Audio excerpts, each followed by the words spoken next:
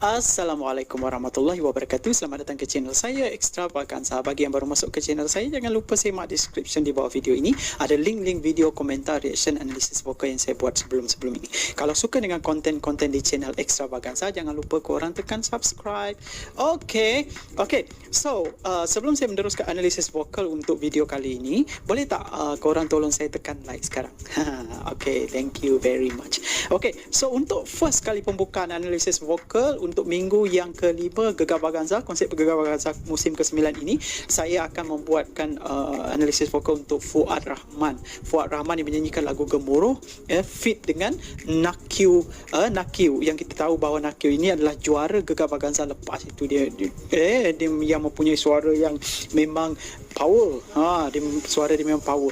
Dan untuk persembahan semalam itu memang sangat mengejutkan juga ya. Saya rasa memang Fuad Rahman sendiri pun rasa macam terkejut juga tau, dapat nombor 3. Dapat nombor 3 ya. Okey, saya sempat juga tengok semalam markah ya. Fuad Rahman dapat markah 81.70 ya, 81.70, beza sedikit saja dengan markah Bob. Markah Bob 81.40 ya, beza dalam berapa persen macam tu lah, titik perpuluhan tu ya. Jadinya lepas ni Fuad Rahman, you kena jarakkan lagi markah tu ke depan supaya you boleh stay kat top 5 tu ya, boleh stay kat top 5 tu sampai final. So akhirnya Fuad Rahman dia berjaya membuktikan dia salah satu peserta yang bukan underdog. Dia bukan underdog, dia peserta yang tidak boleh dipandang ringan sebenarnya. Dia boleh memberikan serangan-serangan yang mengejutkan. Mengejutkan. Even yang selalu dapat top 5, top 4, top 3 pun tiba-tiba dia orang step down, dia pula step up. Especially Fuad Rahman dengan Tom. Okay. So saya tak nak cakap lama-lama ya. Saya sangat excited nak dengar nyanyiannya Fuad Rahman bersama dengan Nakyu menyanyikan lagu Gemuruh. Gemuruh. Okey, kita teruskan kepada analisis vokal ini ya. Bismillahirrahmanirrahim.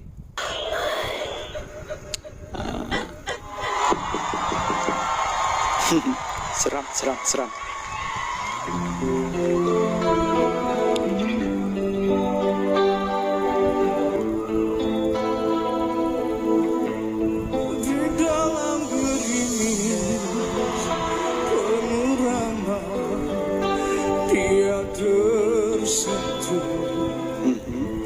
Cendawan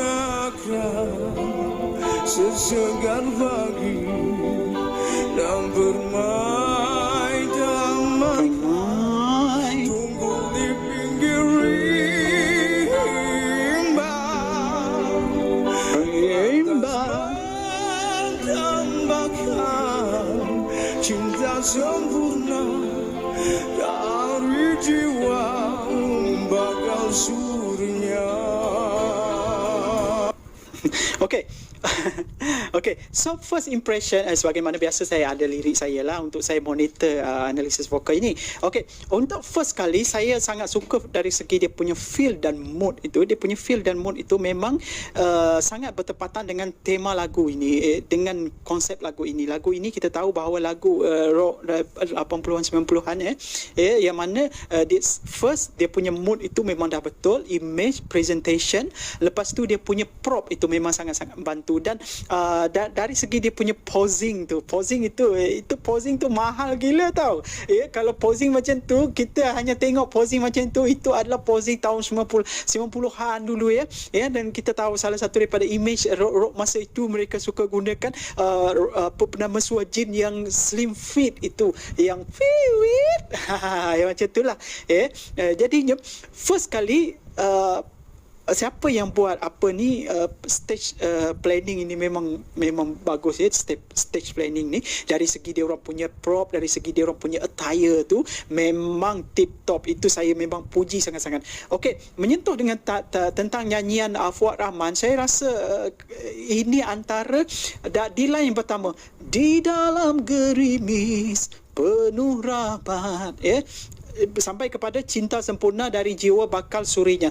Saya rasa ini antara persembahan nyanyian Fuad Rahman yang sangat stabil.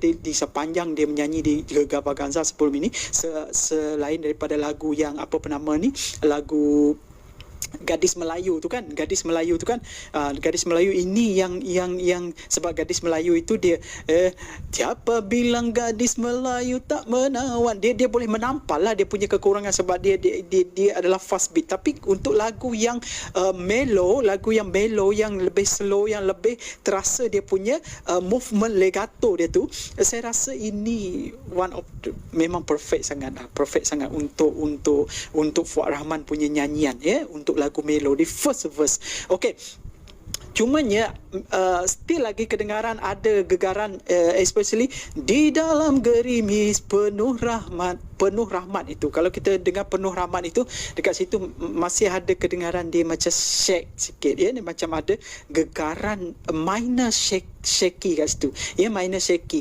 yang mana tapi alhamdulillah Fuad Rahman dia berjaya kontrol dia punya lane nyanyian dia tu sampai kepada akhir. Cuma di bahagian penuh rahmat dan juga yang lain yang terakhir, Cinta Sempurna dari Jiwa, bakal surinya kat situ.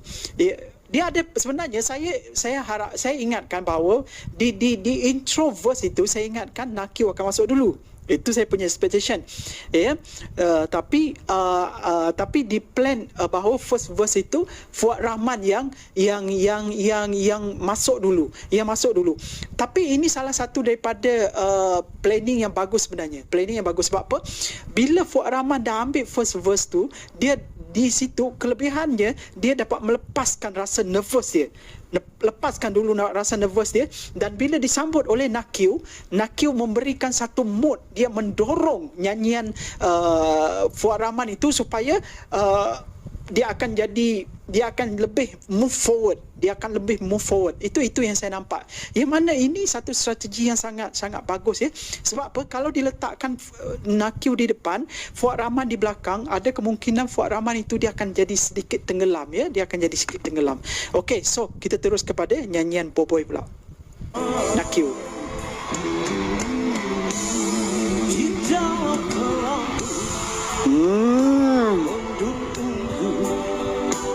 Dia kesali hilang bayangan pedoman ikhtiar dan arah. Nampak tak? Itu yang saya cuba expresskan sebenarnya. Bila Fuad Rahman itu dia sebagai main peserta, bila dia ambil first verse tu, dia dah boleh melepaskan dia punya rasa gegaran nervous dia tu, tetapi bila masuk saja Boboy dia memberikan satu energi movement dekat situ, akhirnya mood Fuad Rahman dengan Nakil itu dia sangat menyatu. Dekat situ dia sangat menyatu, dia sangat bergabung, incorporated, dia dah digabungkan, which is sangat bagus, especially bila di bahagian part harmony tu memang macam ni, saya ulang semula, Hilang bayangan pedoman ikhtiar dan arah bersisi. Dia orang punya gerakan tu dia macam ni. Ini mukanya Fuad Rahman, ini Boboy dah macam ni. Saya rasa ini betul. Saya macam nak tergelak tau. Tapi kalau masa zaman dulu, orang tak ada lagi istilah-istilah yang pelik-pelik tau. Yang pelik-pelik macam istilah yang tut macam tu kan.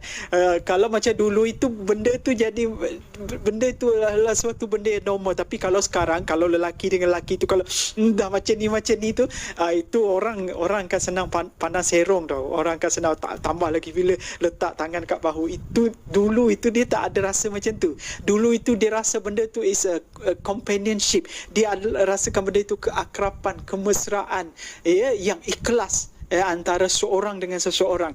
Kalau macam sekarang, sebab dah timbul macam-macam istilah kan, jadi orang akan rasa dia dah macam nak macam nak bercumbu pula kat situ.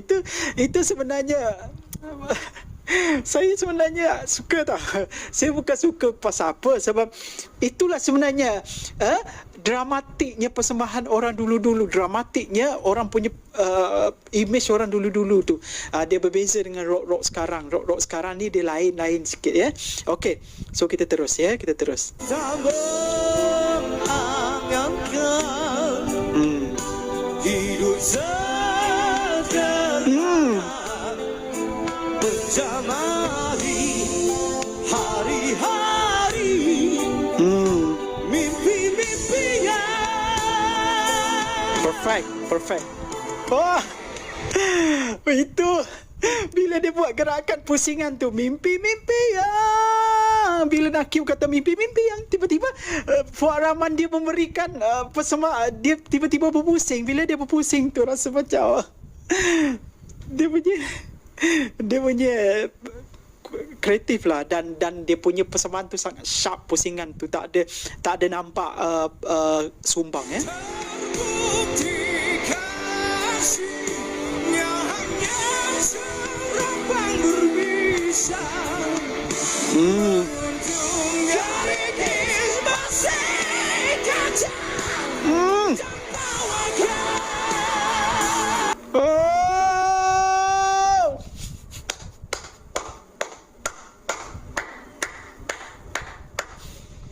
Aduh, itu sebenarnya memang ada kedengaran dia punya some of note dia tu yang tak berapa smooth, tapi dia adalah covered dengan satu power yang kita tak tahu datang daripada mana power itu datang ya.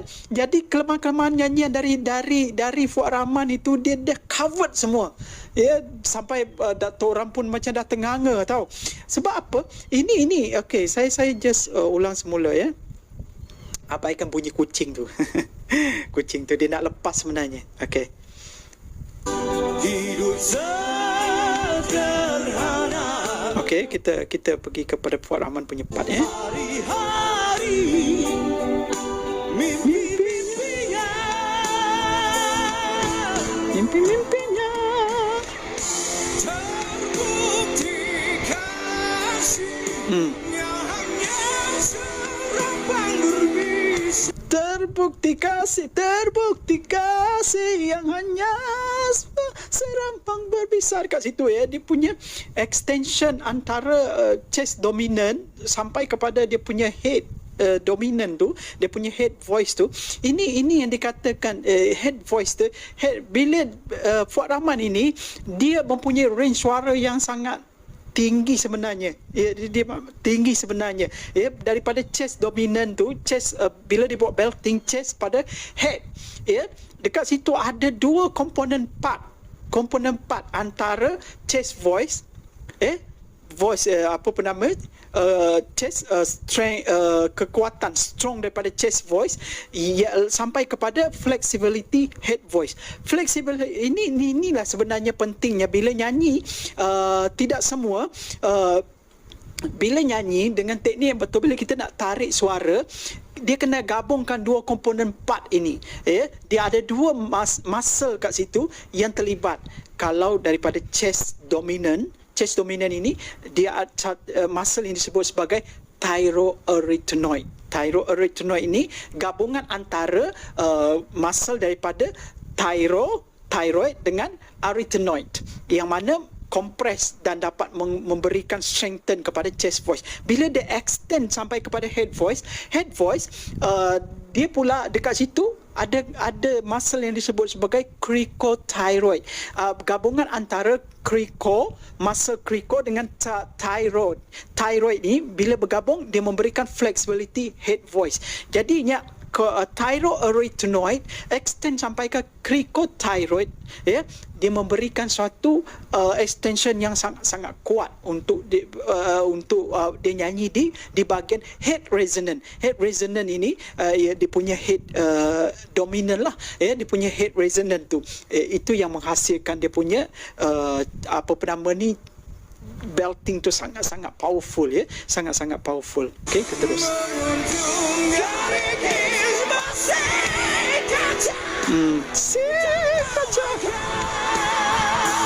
Bawakan masih bermain di head voice.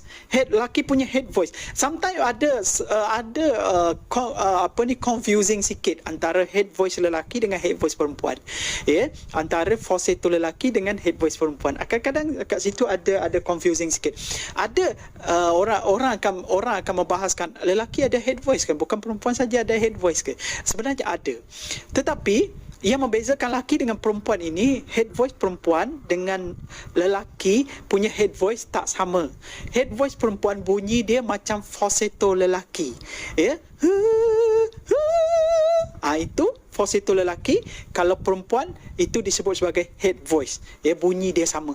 Tetapi kalau head voice lelaki, dia ada connected. Dia ada connected dengan chest voice.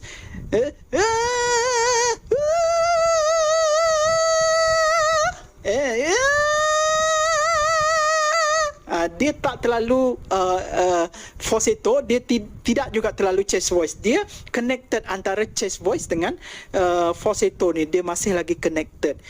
Masih lagi connected. Kalau falsetto dia sepenuhnya angin itu berada di head resonant, di nasal resonant. Dia bermain dekat situ. Angin tu bermain dekat nasal cavity. Ya. Tetapi kalau chest voice jadi angin itu kompres ke bawah. Ya, sebab apa? Ditutup oleh lelangit. Lelangit itu menghalang angin itu masuk kepada hidung. Itu yang terjadinya chest voice, ya.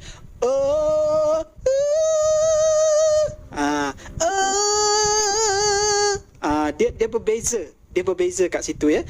Berbeza laluan cara angin itu ditempatkan, allocated angin itu. Kalau falsetto lelaki, dia punya angin tu located dia dekat head. Kalau chest voice located dia dekat sini. Ya, chest voice, angin dia ke bawah, dia tak pergi kepada head. Ya, ini yang dikatakan sangat-sangat bagus, ya. Dia punya coordination antara chest voice dengan upper resonant itu memang sangat-sangat bagus, ya.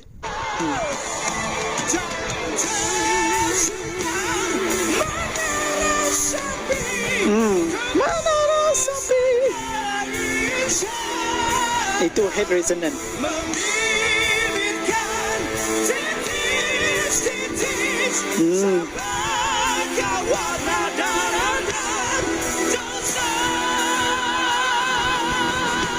Aduh, dia punya pecahan suara itu, dia punya cara dia cerakin itu, dia pecahkan suara tu dalam harmoni itu.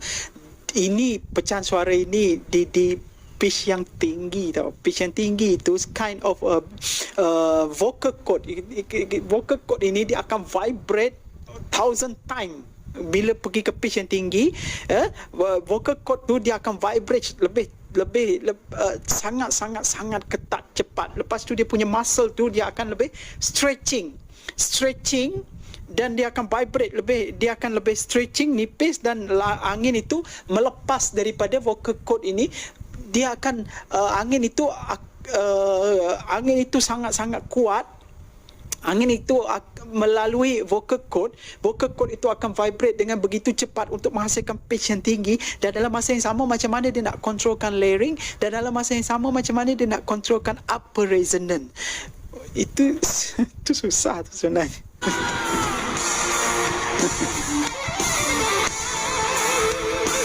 Ada jad kat situ jad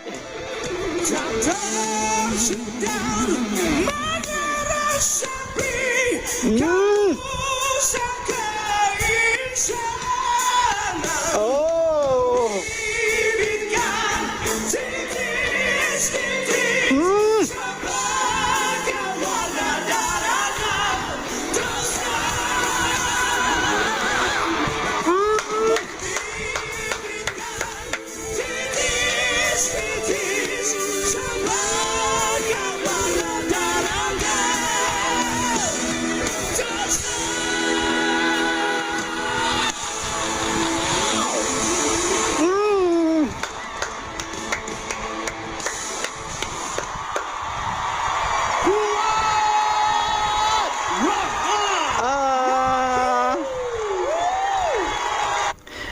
Saya serius, saya tak boleh nak gambarkan tau.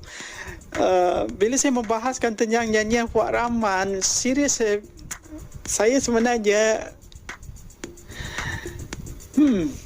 saya punya expectation untuk Fuad Rahman. Kalau Jacqueline Victor bukan nyanyikan lagu Cinta Marsha tu, Cinta Marsha tu kan,